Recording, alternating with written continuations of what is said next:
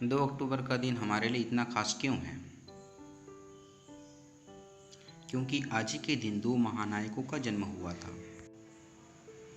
लेकिन आज 2 अक्टूबर को विश्व अहिंसा दिवस के रूप में मनाया जाता है।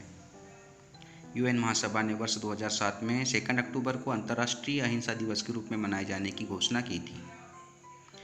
आइए अब इनके बारे में कुछ महत्वपूर्ण जानकारी जानते हैं।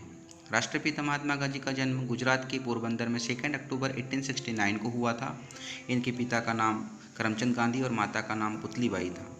ब्रिटिश हुकूमत में इनके पिता पोरबंदर और राजकोट के दीवान थे। महात्मा गांधी का असली नाम मोहनदास करमचंद गांधी था और यह अपने तीनों भाइयों में से सबसे छोटे थे। ये वकालत करने के लिए 1893 में दक्षिण अफ्रीका गए थे।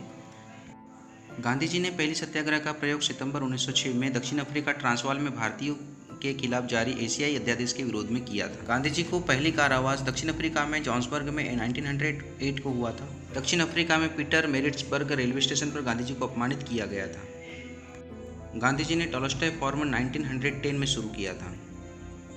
दक्षिण अफ्रीका में गांधी जी द्वारा शुरू किए गए साप्ताहिक का नाम इंडियन ओपिनियन था।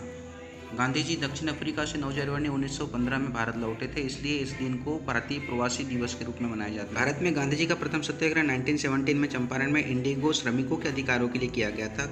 गांधी की पहली अनशन अहमदाबाद में हुआ था।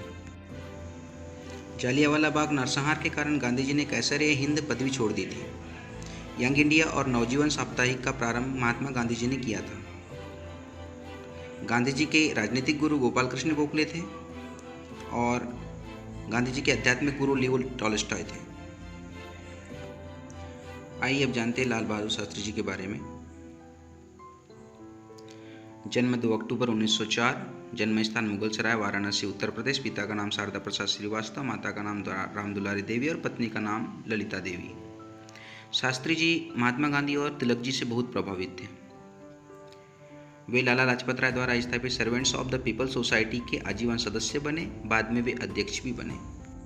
1920 के दशक में उन्होंने असहयोग आंदोलन में भाग लिया था और उन्हें कुछ समय के लिए जेल भी भेजा गया था।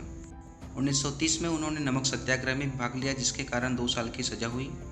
उन्होंने भारत छोड़ो आंदोलन में भी हिस्सा लिया था। 1942 से 1946 तक फिर से जेल में रहे।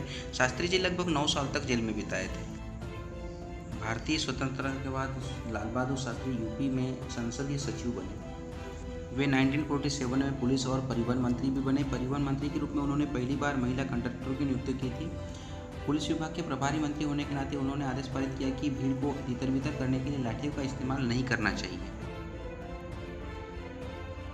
1952 में वे यूपी के राज्यसभा के लिए चुने गए। रेल मंत्री होने के नाते उन्होंने 1955 में चेन्नई में इंटीग्रल कोच फैक्ट्री में पहली बार मशीन स्थापित की। शास्त्री जी स्कूल जाने के लिए दिन में 2 बार अपने सिर पर किताबें बांधकर गंगा तैर जाते थे।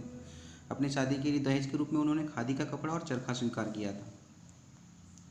जब वह गृह मंत्री थे तब उन्होंने भ्रष्टाचार निरोधक समिति की पहली समिति स्थापित की थी।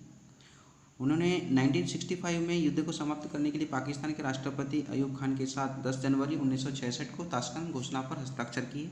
लाल बहादुर शास्त्री का 11 जनवरी 1966 को दिल का दौरा पड़ने से निधन हो गया। उन्हें 1966 में मरणोपरांत भारत के सर्वोच्च नागरिक सम्मान भारत रत्न से सम्मानित किया गया।